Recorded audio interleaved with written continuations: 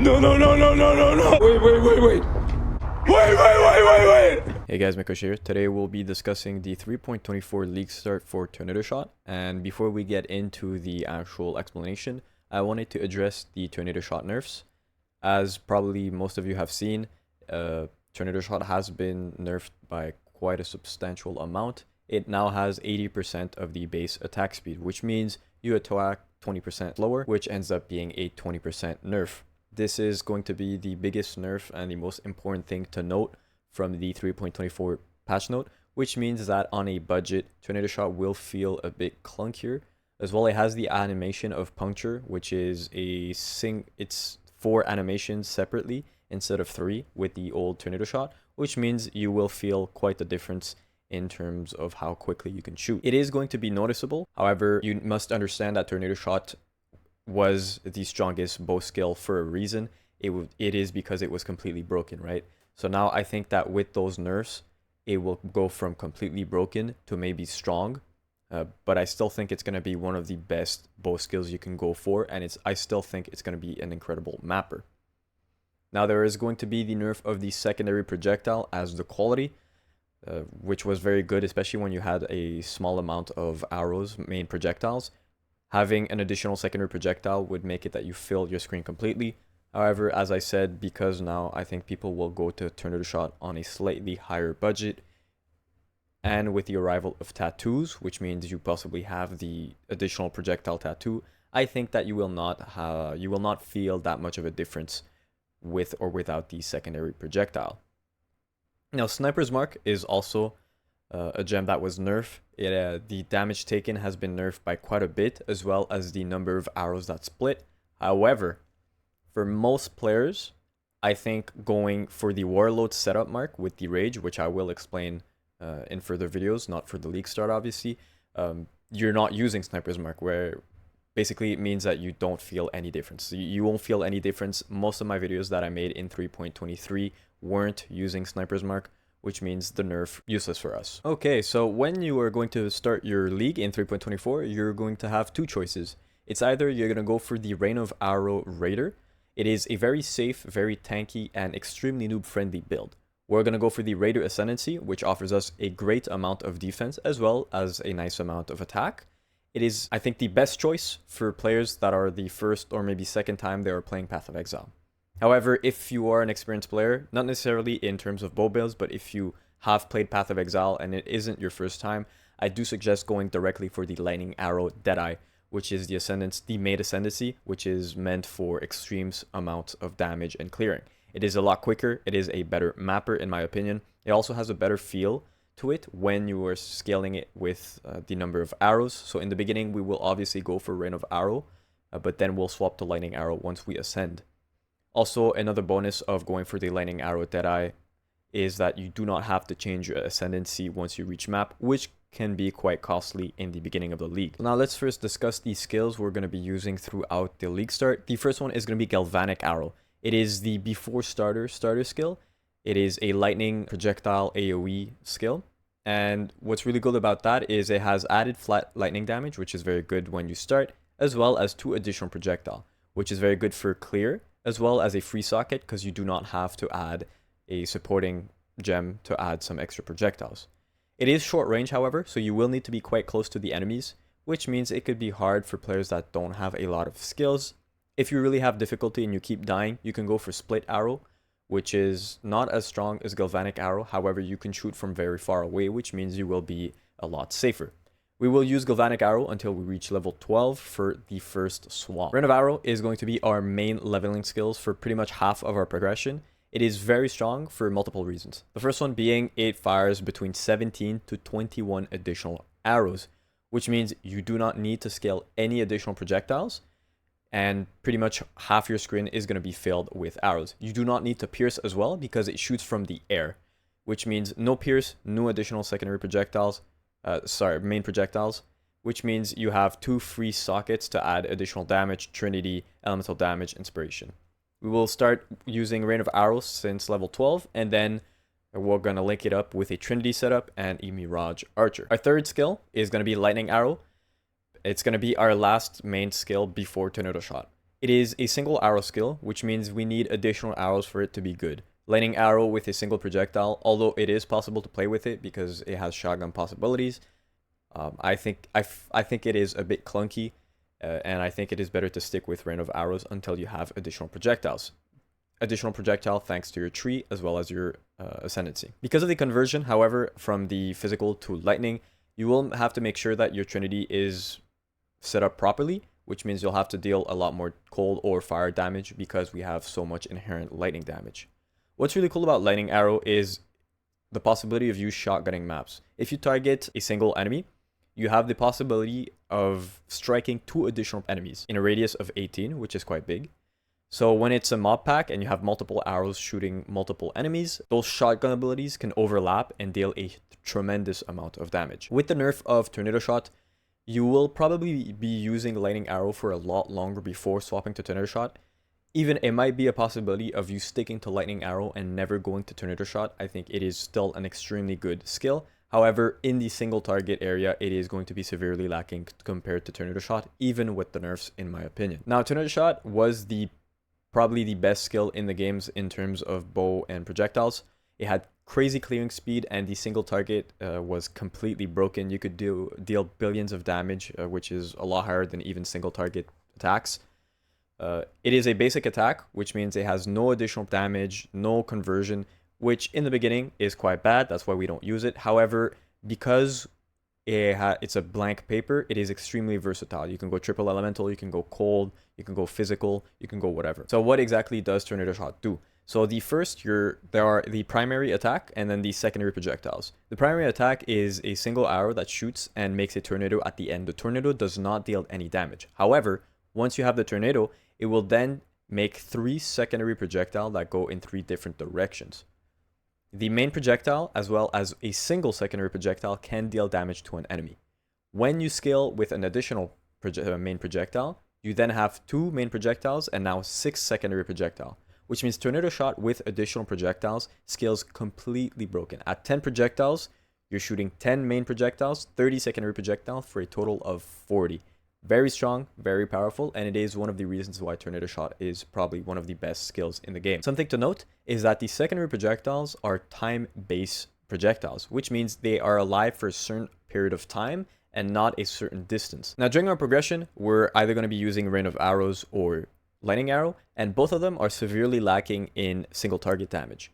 There are 2 ways of having good single target damage. The first one is going to be the Manaforged Setup. So what is Manaforged, first of all? It's a support gem which will trigger, and when we say trigger, that means 0 animation. It is instant. It will trigger a bow skill gem that you have linked to it when you spend 300% of its mana worth with another bow skill.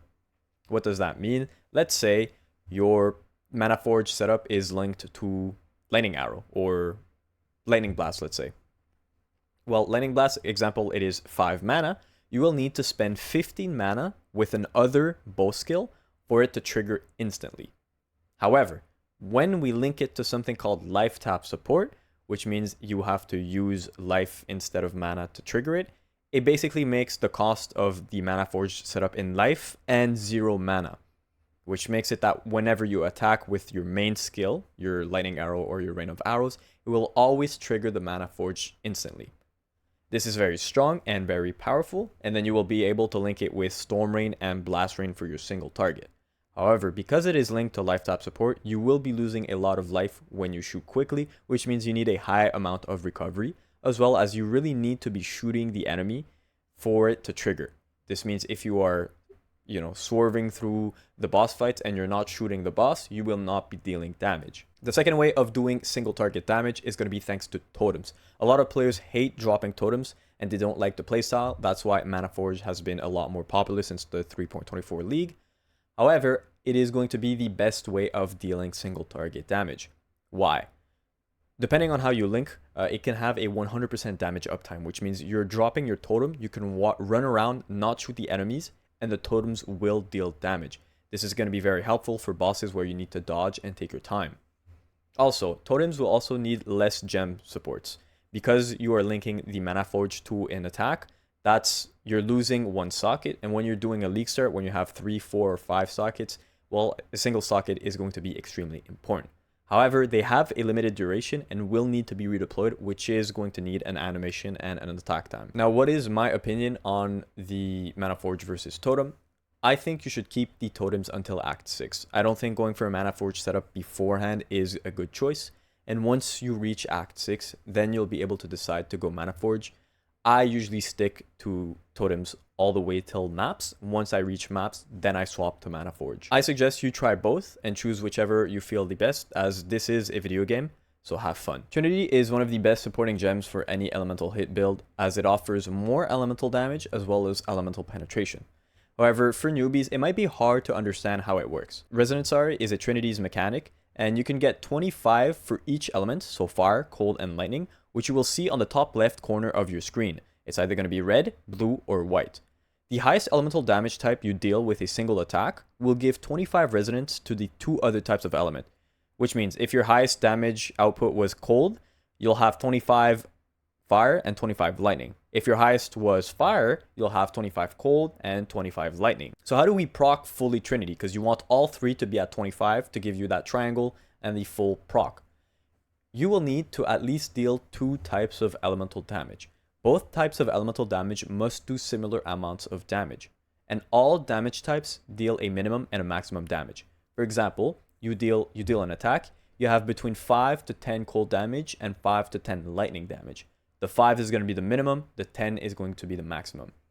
Make sure one of your elemental damage types minimum is not higher than the second damage type's maximum. So critical strikes are going to be attacks that deal a critical amount of damage, meaning you deal more damage than normal attacks. And for our builds, normally we want to have a 100% chance to be crit capped. However, when we league start, it's going to be impossible. That's why we're going to be using something called Precise Technique. It's a keystone in archery, which grants us 40% more attack damage if our accuracy rating is higher than maximum life. However, we never deal critical strikes. This means we do not need to think about increasing our critical damage and our critical multi. All we have to do is make sure that our accuracy rating is going to be a bit higher than our life, which is going to be extremely easy because we need accuracy, as well as we are a bow build, which means we do not have a lot of HP. I suggest swapping to a crit setup at around level 55, level 60 when we do our 3rd lab. So how to get good DPS earlier on? You want Precise Technique. Always make sure by clicking the letter C and checking your accuracy rating on the attack side that your accuracy is going to be higher than your HP, or else you'll be missing 40% more damage. And Precise Technique does not let you know in game if you have it on or not. Okay, so you're really gonna have to check how much accuracy you have. As well, the bow mastery increases and reductions to projectile speed, also applied to damage with bows, is going to be very, very useful. For our defenses, well, we're a bow build, so we don't have much defenses. If you go for the raider side, you will have a lot of defense. Your avoidance is going to be nearly capped. Your suppression is going to be pretty much capped very quickly. However, in part 1, all you really want is to deal the most amount of damage. Just find things that increase your DPS and good gem links. This is going to be the first thing you're going to want. You can craft resistance on your gear thanks to your bench craft and use your currency. In part 2, if you're not in a rush, try to look at items that are dropping. You will have a curse with minus 30% elemental resistance once you've beat the final boss of part 1. So it is important for you to have them in the positive, or else you'll be taking too much damage. Once you hit the last boss of part 2, I suggest having all your resistance already capped, as we will get another minus 30% curse. If it is nearly capped, it is okay as well. Just make sure to be careful and to get that fixed as soon as possible. So first priority is going to be get our elemental resistance capped. The first layer of defense when you get attacked is something called evasion. Evasion is the chance of evading an attack, which means not getting hit.